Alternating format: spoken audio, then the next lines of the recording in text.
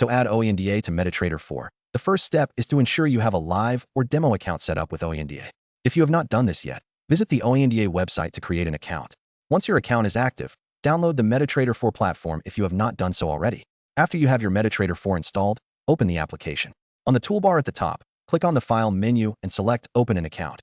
In the window that appears, you will see a list of brokers. Since OANDA is not included by default, you will click on the Other tab for manual configuration. Next, you will need to input the server information. Go back to the OANDA website to find the correct server for your account type. Enter the server name, followed by your account number and password in the appropriate fields. Make sure to enable this Save Account Information option to avoid entering your details every time you log in.